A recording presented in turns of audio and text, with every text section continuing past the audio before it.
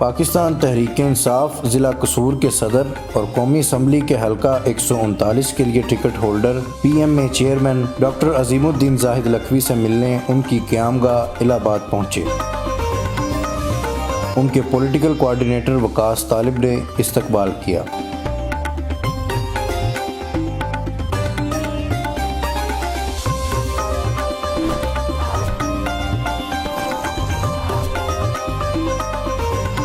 سیاستدان کے ساتھ ساتھ ایک ڈاکٹر بھی ہیں۔ آپ کیا سمجھتے ہیں کہ ایک عام انسان کو اپنے روزمرہ زندگی میں ناشتہ کس طرح کا کرنا چاہیے؟ اس میں ناشتہ یا کھانا یا عشائیہ یا عصرانہ اس کا کوئی فرق نہیں ہے، لیکن اگر سادہ ترین الفاظ میں کہا جائے تو متوازن غذا جو ہے اس کا استعمال کرنا چاہیے۔ اب کچھ لوگ ہیں جو ناشتہ کم کرتے ہیں، کچھ زیادہ کرتے ہیں، کچھ دوپہر کو زیادہ کھاتے ہیں، کچھ شام کو زیادہ کھاتے ہیں، تو اس سے قطع نظر کہ آپ کب زیادہ کھا رہے ہیں یا کب کم کھا رہے ہیں، متوازن کھانا چاہیے۔ اور جو رسول اللہ صلی اللہ علیہ وسلم کا سنت ہے کہ بھوک لگے تو کھائیں اور بھوک رہتی ہو تو کھانا بند کر دیں، یہی بہترین طریقہ کار ہے کھانے کے لیے۔ پرتکلف ناشتے کا اہتمام تھا۔ آپ کب سیاست میں آئے؟ یہ 2005 تھا جب باقاعدہ طور پہ میں سیاست میں آیا، اور اس سے پہلے میں سرکاری ملازمت میں تھا، نوکر تھا سرکار کا، تو استعفیٰ دے کے پھر اپنے والد صاحب کے حکم کے مطابق یہ اس کام میں سیاست شروع کی ہے۔ ڈاکٹر صاحب، آپ کے والد ایک عظیم سیاستدان اور عظیم مذہبی رہنما، برگد کے پیڑ کے نیچے کسی دوسرے پیڑ کی تسخیر ناممکن ہے، آپ نے اپنا مقام کیسے بنایا؟ میں تو آپ کی اس بات سے اختلاف کروں گا کہ میں نے اپنا مقام بنایا۔ ایک جدوجہد ہے، ایک کوشش ہے جو کہ چل رہی ہے، اور مقام جو ہے وہ اللہ تعالیٰ کے نصیب سے اور تبھی بنتا ہے، اور اس میں ایک پوری لوگ ایک عمر بسر کر دیتے ہیں تب بھی کسی مقام پہ نہیں پہنچتے۔ اور میرے والد صاحب کے حوالے سے تو ان کو برگد کہنا میں اس سے اختلاف کروں گا، کیونکہ ان کی زندگی جس طور پہ گزری اور انہوں نے جیسے اپنے عادات و اطوار رکھے پوری زندگی میں، تو ان کی ذات سے لوگوں کو فائدہ ہی ہوا ہے۔ جو مدرسہ جس کو وہ چلاتے تھے، جہاں پہ لوگوں کو مفت تعلیم ملتی تھی، اس مدرسے کے ان سے پڑھے ہوئے ہزاروں علماء ہیں جو ایک وقت صرف پاکستان میں نہیں پوری دنیا میں پھیلے ہوئے ہیں، اور ان سے دین کا کام بھی ہو رہا ہے اور لوگوں کو وہ علم پھیلا بھی رہے۔ تو یہ ان کا ایک ایسا صدقہ جاریہ ہے جو ہمیشہ ہی تا قیامت رہے گا، چونکہ جو عالم اب بنے ہیں ان سے اور اب لوگ علم حاصل کریں گے، تو یہ سلسلہ چلتا رہتا ہے۔ اسی طرح سیاست میں بھی وہ آئے تو وہ کوئی ذاتی منفعت کے لیے یا ذاتی فائدے کے لیے نہیں آئے، ان کی وجہ سے اس حلقے کو بہت فائدہ ہوا۔ اور یہاں پہ ابھی بھی آپ دیکھ لیں تو جتنے پرائمری اسکول ہیں اس پورے علاقے میں، ان میں سے کوئی 95% اسکول جو ہیں وہ ان کے ہاتھوں کے بنے ہوئے، ان کا افتتاح ہوا یا ان کے وہ فنڈز میں سے، ڈیولپمنٹ فنڈ میں سے انہوں نے تجویز کیے تو وہ اسکول بنے۔ تو اس طرح کی سیاست جو ہے جس سے لوگوں کو فائدہ پہنچے، عام انسان کو فائدہ پہنچے، ان کو آپ برگد نہیں کہہ سکتے۔ وہ تو ایک ایسا صاف پانی کا چشمہ تھا جس نے عام عوام کو سیراب کیا۔ جو مدرسہ انہوں نے دینی تعلیم کے حوالے سے بنوایا، کیا اب آپ اس کو رن کر رہے ہیں؟ میں تو نہیں، لیکن ہماری فیملی کر رہی ہے، میرے بڑے بھائی اس کے محتمم ہیں، وہ ان کے زیر اہتمام وہ چل رہا ہے، اس کی نگرانی بھی وہ کرتے ہیں۔ میرے جو تایازاد بھائی ہیں پروفیسر لکھوی صاحب، ان کے پاس اس کی نظامت ہے اور وہ اس مدرسے کو بطریقِ احسن چلا رہے ہیں۔ اس کی انتظامیہ کمیٹی کا میں بھی ممبر ہوں، لیکن بنیادی ذمہ داری انہی کی ہے۔ ڈاکٹر صاحب، آپ کا گھرانہ ایک علمی گھرانہ ہے اور سیاسی گھرانہ بھی ہے، اور اس نے اس حلقے میں کافی خدمات سر انجام دی ہیں، لیکن کیا وجہ ہے کہ عوام نے ابھی تک آپ کو الیکشن میں منتخب نہیں کیا؟ یہ سوال تو بنیادی طور پہ عوام سے پوچھنا چاہیے کہ وہ کس طرح کا ان کو یا کیا خوبیاں اور اوصاف چاہیے کسی بندے کو جتوانے کے لیے۔ تو یہ سوال تو بنیادی طور پہ انہیں سے پوچھنا چاہیے. لیکن اگر میرے سے آپ پوچھیں تو میرا خیال ہے کہ میں نے تو ابھی تک جتنے الیکشن لڑے ہیں وہ پوری اپنی کوشش اور تندہی سے اور پورے اخلاق کے ساتھ لڑے. جو بھی اپنے صوبائی امیدوار تھے ان کے ساتھ میں بالکل مخلص ہو کے نہ کسی ظاہری نہ خفیہ طریقے پہ میں نے کبھی کسی کی مخالفت نہیں کی. کبھی جیسے دیہات میں دھڑے ہوتے ہیں کہ سودا کر لیتے ہیں, ووٹ کچھ کسی کو دے دیے صوبائی امیدوار کو یا قومی کو, ان سے کچھ لے لیے. تو کم از کم میں نے کبھی آج تک کسی کو ایسی کبھی نہ شے دی نہ کبھی کسی کی حوصلہ افزائی کی. ڈاکٹر صاحب, آپ کے بارے میں تاثر یہ ہے کہ آپ بہت دولت مند ہیں, اس حوالے سے آپ کا کیا کہنا ہے؟ دولت مند اگر روپے پیسے کے نقطہ نظر سے آپ دیکھیں گے یا اس طرح سے تولیں گے تو پھر تو میں دولت مند نہیں ہوں. لیکن اگر آپ اثاثہ جات دیکھیں تو اثاثہ جو ہے وہ آپ کی ایک خاندانی وجاہت ایک اثاثہ ہوتی ہے, ایک آپ کی جو آپ کے دوست احباب ہیں وہ آپ کا اثاثہ ہوتے ہیں, ایک آپ کی جو فرض کریں حلقہ ہے تو اس میں آپ کی مقبولیت یہ آپ کا اثاثہ ہوتا ہے. تو اللہ تعالیٰ کے فضل و کرم سے یہ اثاثہ جات میرے پاس بڑے وافر ہیں اور ان میں اضافہ ہو رہا ہے دن بدن. بلدیاتی انتخابات جو کہ مستقبل قریب میں ہیں تو اس حوالے سے ٹکٹوں کی تقسیم آپ کے ہاتھ میں ہے, اس حوالے سے آپ کیا کہیں گے؟ اس حوالے سے کوئی بھی تنظیم کسی ایک بندے کے ہاتھ میں اختیارات ٹوٹل نہیں دیتی ٹکٹ تقسیم کرنے کے. ہمیشہ ایک جو ہے پارلیمانی بورڈ بنتے ہیں, کمیٹیاں بنتی ہیں, مختلف سطح پہ بنتی ہیں. تو پی ٹی آئی میں بھی ایسے ہی ٹکٹس جو ہیں وہ دیے جائیں گے. البتہ یہ بات ضرور ہے کہ جو اس مقامی ضلع کا جو صدر ہے, جو سربراہ ہے یا جو اس کو چلا رہے ہیں جو بھی باڈی, اس کی رائے کو اہمیت ضرور دی جاتی ہے اور دی جانی بھی چاہیے. لیکن یہ کہنا غلط ہوگا کہ کسی ایک بندے کے ہاتھ میں ٹوٹل فیصلہ سازی کا اختیار.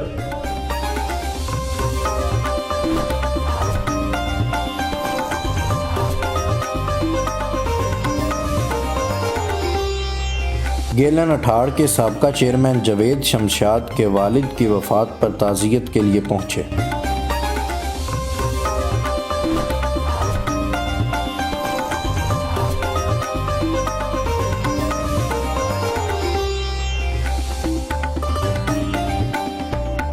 الہ آباد میں ہی موجود اپنے ڈیرے پر پہنچے جہاں عوام کا ہجوم ان کے انتظار میں تھا. ان کے مسائل سنے.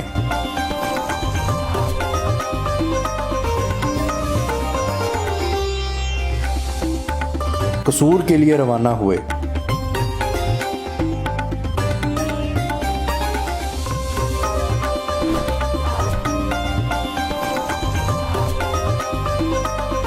سی ای او ہیلتھ کے دفتر پہنچے, ضلع میں ہیلتھ کے حوالے سے بریفنگ لی اور میڈیسن کی فراہمی کے حوالے سے اقدامات اٹھانے کا کہا.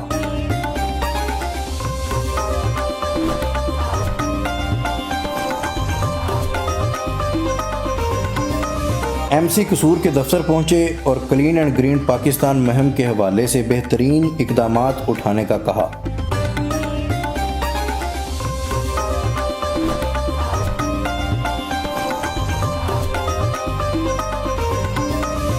سی ای او ایجوکیشن کے دفتر پہنچے اور تعلیم کے حوالے سے عوامی مسائل کو حل کروایا.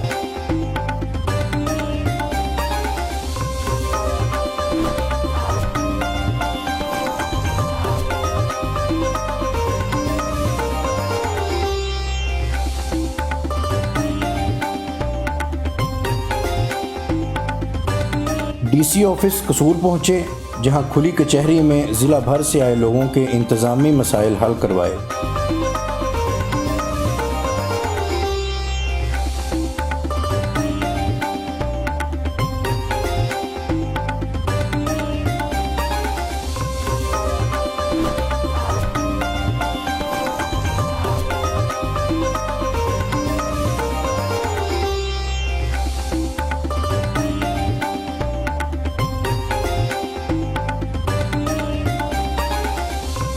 ڈی پی او آفس پہنچے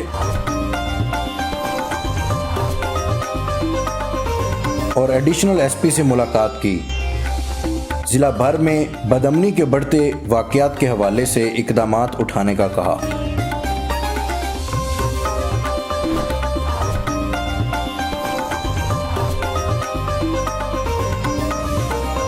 وابڈا کے دفتر پہنچے اور مختلف دیہات میں بجلی کی فراہمی کو یقینی بنانے کا کہا۔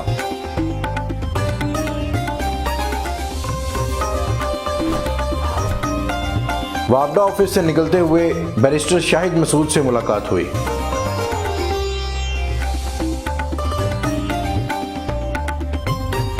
پاکستان تحریک انصاف ضلع قصور کے سینئر رہنما اور سابقہ ٹکٹ ہولڈر حسن علی خان کے ڈیرے پر پہنچے۔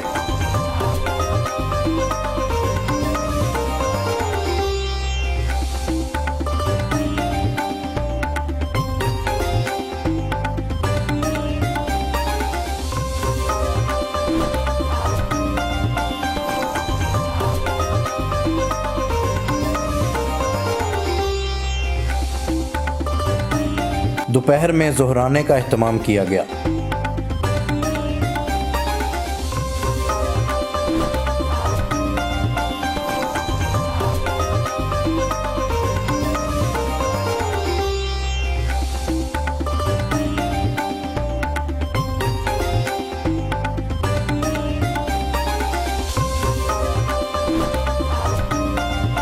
الہ آباد کے لیے روانہ ہوئے۔ پارٹی کے لیے آپ اس وقت جو کام کر رہے ہیں اور پارٹی نے آپ کو ضلع قصور کی صدارت بھی دی ہے، کیا سمجھتے ہیں کہ پارٹی ورکرز اور ٹکٹ ہولڈرز آپ کے ساتھ تعاون کر رہے ہیں؟ دیکھیں، کبھی بھی پارٹیاں جو ہیں جمہوری پارٹیاں، اس میں اس طرح سے کبھی بھی وہ نہیں ہوئی کہ آپس میں ان کے اختلافات ورکرز کے نہ ہوں، اور اگر ورکرز جو ہیں وہ اس پارٹی کے ساتھ ایک نظریے کی بنیاد پہ ہیں تو تب تو ان کا اتفاق اور اتحاد ہوتا ہے اور وہ چلتا رہتا ہے۔ اگر وہ کسی مفاد کے تحت کوئی بندہ پارٹی میں ہے تو پھر اختلافات ہونا لازم ہے، اور خاص طور پہ جب پارٹی کو اقتدار میں آ جاتی ہے تو اس میں پھر جو ہیں ایسے لوگ شامل ہو جاتے ہیں جن کے پیش نظر صرف اپنا ذاتی مفاد ہوتا ہے، اور اس صورت میں پھر اختلافات بھی پارٹی میں آنے شروع ہو جاتے ہیں۔ ڈاکٹر صاحب، ریسنٹلی ہم نے دیکھا ہے کہ آپ نے لوکل باڈیز بھی بنائی ہیں، کیا سمجھتے ہیں کہ پارٹی کو اس کا فائدہ ہے؟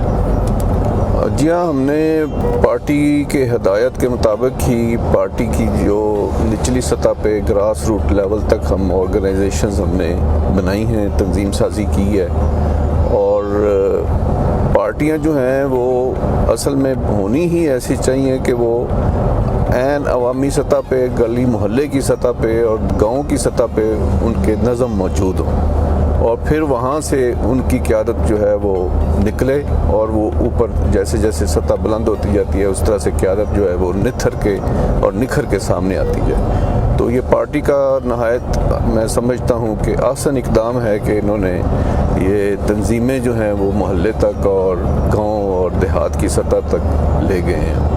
ڈاکٹر صاحب، شکار کا شوق رکھتے ہیں؟ جی رکھتے ہیں۔ جی، کس کا شکار کرنا پسند کریں گے؟ جو شکار ہو جائے، جو چیز شکار کرتے رہیں جی، بہت اپنے جو شکار کرنے کے ایام ہوتے ہیں زندگی کے، ہر طرح کا ہی شکار، جو کہ فاختہ بٹیروں سے شروع ہو کے پھر بڑے جانوروں، ہرن، مرغابی، تیتر وغیرہ کرتے ہیں، کچھ ہر طرح کے شکار۔ سیاحت کا شوق بھی رکھتے ہیں؟ سیاحت کا بڑا شوق رکھتے ہیں جی، اپنے ملک میں تو خاص طور پہ یہ جو ہمارے شمالی علاقہ جات ہیں ان میں بڑی سیاحت کی، پیدل چل کے سیاحت کی، ٹریکنگ کی، 5-5 7-7 روز کے سفر پیدل، اپنے کندھوں پہ اپنا کھانا بھی اور ٹینٹس بھی اور کھانا بھی، اور بہت علاقے پھرے ہیں، سیاحت کو بھرپور انجوائے کرتے رہے۔ جی ہاں، بڑی بہت سیاحت کی۔ ملک سے باہر بھی سیاحت کی ہے؟ ملک سے باہر گیا ہوں 2-4 ملکوں میں، جیسے چائنا ہے، ایران ہے، انڈیا ہے، ٹرکی ہے، تو دیکھیں۔ تو کبھی موسیقی کا شوق رکھا ہے؟ موسیقی جی بالکل کبھی سن لیتے ہیں، اور خاص طور پہ تب تو بہت ہی سنتے تھے جب بسوں میں سفر کرتے تھے طالب علمی کے دور میں، چونکہ وہاں پہ بسوں میں لگے ہوتے تھے وہ ان کے ڈیک اور ٹیپ ریکارڈر پلیئر وغیرہ جیسے ہوتے ہیں وہ، تو سنتے رہے, موسیقی بھی سن لیا کرتے تھے, کوئی ایسی بالکل پابندی نہیں تھی اپنے آپ پہ ایسی نہ سننے کی. آپ ایک ڈاکٹر بھی ہیں جی تو آپ نے میڈیکل کی ڈگری کب اور کہاں سے حاصل کی؟ میڈیکل کی ڈگری جو MBBS کی تھی وہ میں نے کنگ ایڈورڈ میڈیکل کالج سے 1987 میں MBBS کیا, اور پھر اس کے بعد ڈپلومہ ان کارڈیالوجی میں نے کیا پنجاب یونیورسٹی سے, بلکہ اس میں فرسٹ تھا, گولڈ میڈل بھی مجھے ملا. اور پھر اس کے بعد یونیورسٹی آف ہیلتھ سائنسز سے ماسٹرز ان پبلک ہیلتھ کیا. تو یہ 3 ڈگریاں ہیں میرے پاس. ڈاکٹری کا شوق خود سے پیدا ہوا یا والد یا والدہ کی خواہش پر کیا؟ نہیں, کسی کی بھی ایسا اس طرح سے خواہش نہیں تھی جیسے مجبور کر کے ہوتی ہے, بس ایسے ایک اجتماعی سا ہی, یا ایسا کہہ لیں کہ خدا کی طرف سے شاید یہی لکھا ہوا تھا بھی ڈاکٹری کرنی ہے تو ڈاکٹر بن گئے. تو ڈاکٹر بننے کے بعد سیاست میں آنے کا کیوں سوچا؟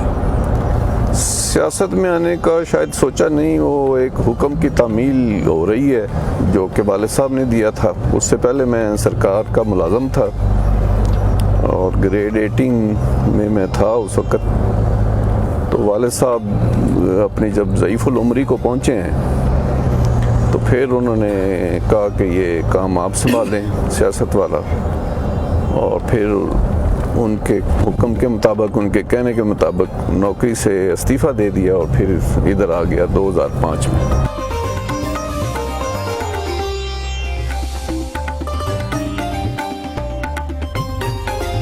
اپنے فری میڈیکل کیمپ پہنچے جہاں مریضوں کا مفت چیک اپ کیا اور مفت میڈیسن بھی فراہم کی گئی.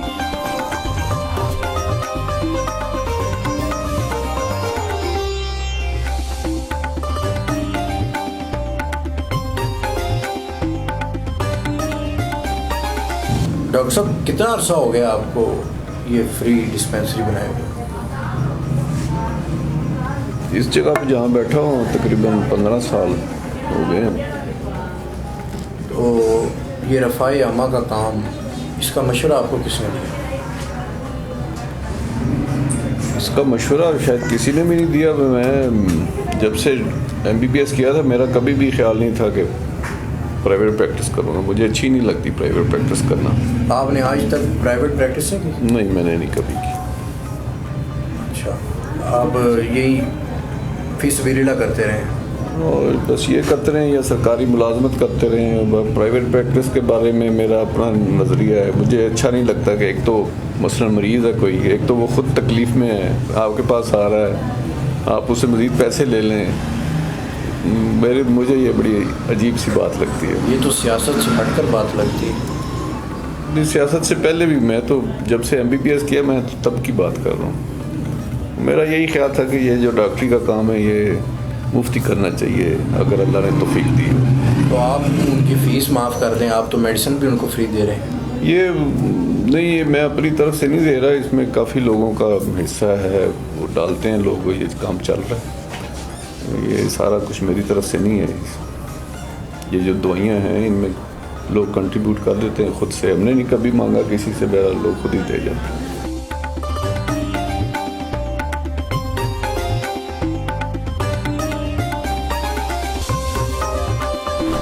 ضلع قصور کے گاؤں کھوکھر ٹوچر میں تعزیت کے لیے پہنچے.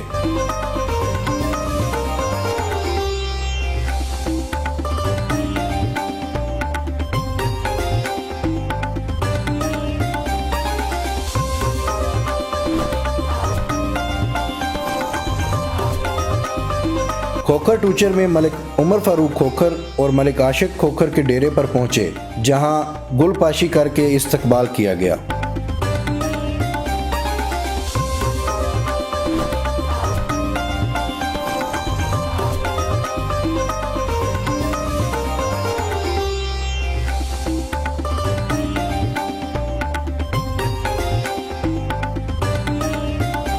وہاں عشائیے کا اہتمام تھا.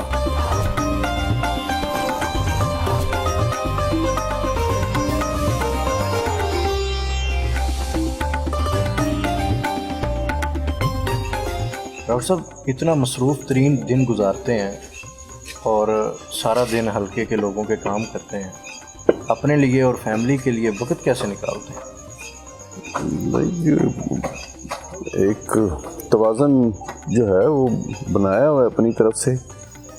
تو ویسے تو یہ ہے کہ نہ تو فیملی کے لوگ خوش ہیں اور نہ ہلکے کے لوگ خوش ہیں.